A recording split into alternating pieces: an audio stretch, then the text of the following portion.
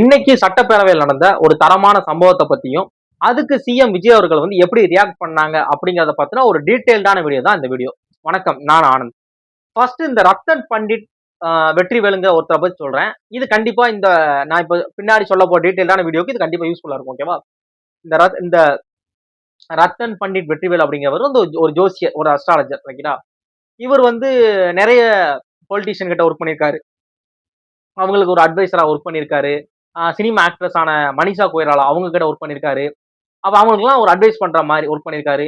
1991ல வந்து ஆம், அப்ப அவங்க முன்னாள் முதல்வரான ஜெயலலிதா அவர்களுக்கு வந்து ஜெயிக்கிறதுக்கான அதிகபட்ச வாய்ப்பு இருக்கு, நீங்க தான் இந்த ஜெயிப்பீங்க அப்படிங்கிற மாதிரி அவங்களோட இதை கணிச்சு சொல்லியிருக்காரு 91ல.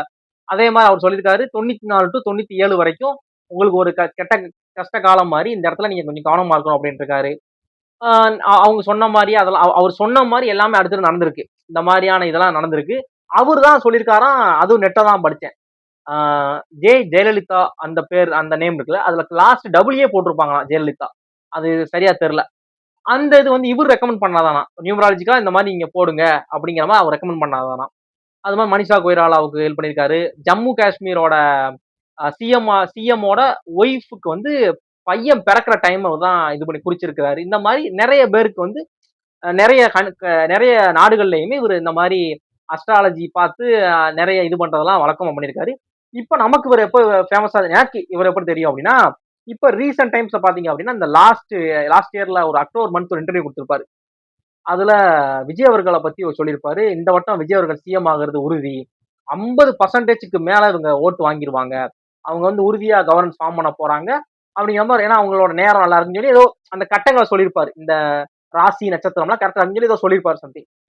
ரைட்டா? அவர் வந்து அதே மாதிரி எலெக்ஷன் ரிசல்ட் அன்னைக்கு காலையில ஃபர்ஸ்ட் விஜய் வீட்டுக்கு வந்தது அவர் தான். சிஎம் விஜய் அவர்கள் வீட்டுக்கு வந்து ஃபர்ஸ்ட் அந்த காலைல ஒரு 9 மணி 9:15 வந்துட்டாரு நினைக்கிறேன். ஃபர்ஸ்ட் வீட்டுக்கு வந்தது இவர் தான், நீலாங்கரைக்கு. அப்படி ஒருத்தர் வந்து விஜய்க்கு பேக் போனா இருக்கிறாரு அப்படிங்கிறது நமக்கு தெரியுது இதெல்லாம் பாக்குறப்ப. இப்போ ரீசெண்டா பாத்தீங்க அப்படின்னா, விஜய் அவர்கள் வந்து மே 12ஆம் தேதி விஜய் அவர்கள் வந்து இவரை வந்து ஓஎஸ்டி அப்பாயின்மெண்ட் பண்ணியிருந்தாங்க. ஓஎஸ்டிங்கிறது ஒரு கவர்மெண்ட்ல இருக்கக்கூடிய ஒரு முக்கியமான பதவி. ஓகேவா? இந்த ஓஎஸ்டி தான் என்ன அப்படின்னா, ஆபீசர்ஸ் ஆன் ஸ்பெஷல் டியூட்டி. இது வந்து சிஎம்க்கு அட்வைஸ் பண்றதுக்காக ஒரு நல்ல ஒரு எக்ஸ்பீரியன்ஸான ஒரு ஆளு, நல்ல ஒரு ஒரு ஒரு பர்டிகுலர் டிபார்ட்மெண்ட் நல்ல நாலேஜ் இருக்கிற ஒரு பர்சனை இந்த மாதிரி இதுக்கு அப்பாயின்மெண்ட் பண்ணுவாங்க.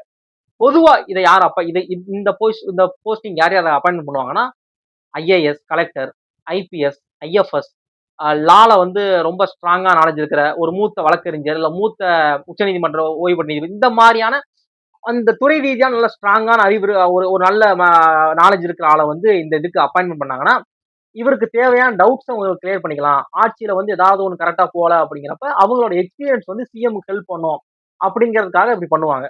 இதுக்கு முன்னாடி ஸ்டாலின் சாரோட அந்த இதுல வந்து ரகுராம்ஜி ராஜன், அவங்க தான் ரிசர்வ் பேங்கோட முன்னாள் கவர்னரா ஒர்க் பண்ணவங்க, ரகுராம்ஜி ராஜன்.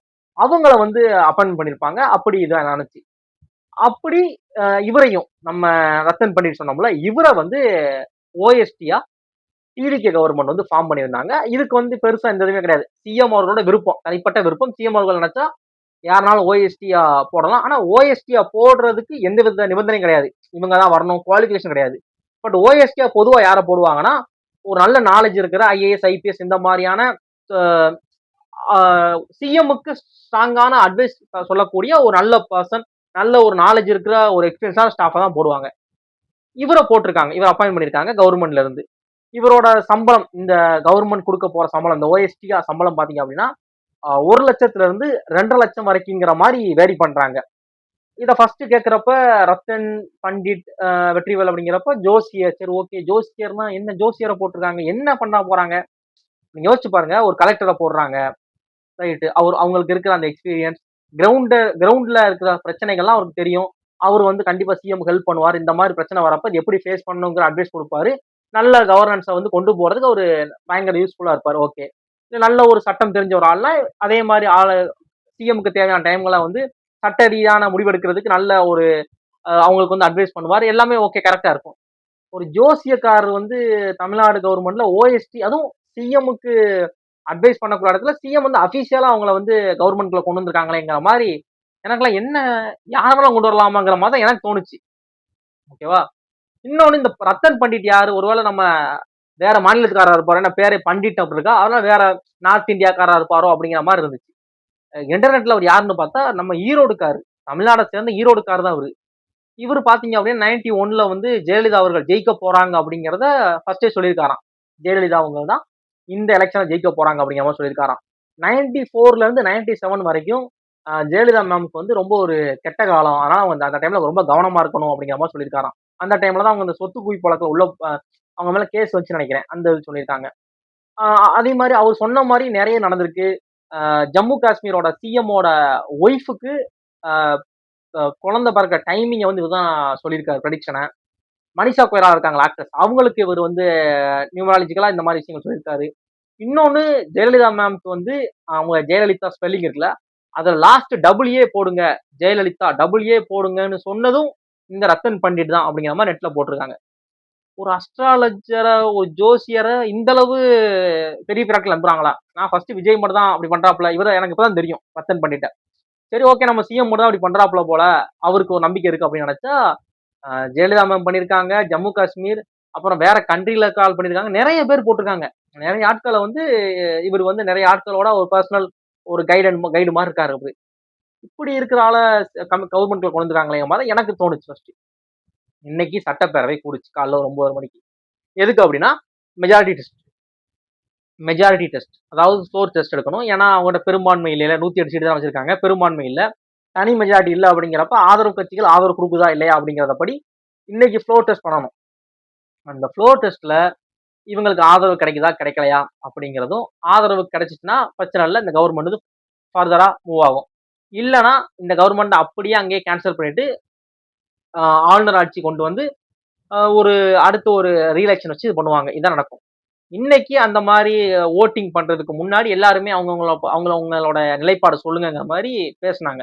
அப்படி பேசுறப்ப தேமுதிக கட்சியோட இப்ப தலைவியா இருக்கக்கூடிய பிரேமலதா விஜயகாந்த் அவர்கள் வந்து பேசினாங்க. பேசினப்ப அவங்க கவர்மெண்ட்டை பத்தி எல்லா விஷயங்களும் பேசினாங்க. பேசினப்ப என்ன சொன்னாங்க அப்படின்னா, ஒரு ரத்தன் பண்டிட் அப்படிங்கிற ஒரு அஸ்ட்ராலஜரை ஒரு ஓஎஸ்டியா நீங்க வந்து அப்பாயின்மெண்ட் பண்ணியிருக்கிறது வந்து ரொம்ப ஒரு தவறான செயல். இது வந்து உங்களுக்கு அவரு ஒரு ராஜகுரு அப்படின்னா உங்க சம்பளத்தை அவருக்கு கொடுங்க. உங்களுக்கு ஒரு ராஜகுரு அப்படின்னா உங்க பர்சனலா அவர் வச்சுக்கோங்க. உங்க பர்சனல் சேலரி அவர் கொடுங்க. கவர்மெண்ட் காசு எப்படி கொடுக்க முடியும்? அவருக்கு அந்த அளவு நாலேஜ் இருக்கா? துறை ரீதியான ஏதாவது அறிவு இருக்கா? அப்படிங்கிற மாதிரி ரொம்ப சூப்பரா பேசினாங்க அவங்க. இதுக்கு வந்து அந்த இடத்துல அந்த நேரத்துல சரி வேற ஏதாவது பதில் சொல்லுவாரு அப்படிங்கிற மாதிரி இருந்துச்சு. விஜய் சாருமே ரொம்ப சூப்பரான பதில் சொன்னாங்க. அது என்னது அப்படின்னா, அந்த விஜய் சாருக்கான வாய்ப்பு, சிஎம் சாருக்கான வாய்ப்பு வரப்ப அவங்க ரொம்ப கிளியரா சொன்னாங்க. இந்த மாதிரி தேமுதிக கட்சியோட தலைவரான பிரேமலதா விஜயகாந்த் அவங்க சொல்லியிருந்தாங்க. இந்த மாதிரி நீங்க இது பண்ணிருங்க. அதை நான் ரீகன்சிடர் பண்றேன். மறுபரிசீலனை செய்யறேன். அதை அவர் மறுக்கல. அதை டிஃபெண்ட் பண்ணல. அவர் வந்து அதை அப்பவே தப்புன்னு ஃபீல் பண்றாரு. ஓகே நான் திரும்ப யோசிக்கிறேன். மறுபரிசீலனை பண்றேன் அப்படின்ற மாதிரி சொல்லியிருந்தாரு. இதுவே ஒரு நல்ல இனிஷியேட்டிவ் எனக்கு தோணுச்சு. ஏன் அப்படின்னா நிறைய பேர் இந்த மாதிரி ஒன்று பண்றாங்க அப்படின்னா முட்டு கொடுக்க பார்ப்பாங்க. அப்படிலாம் இல்ல.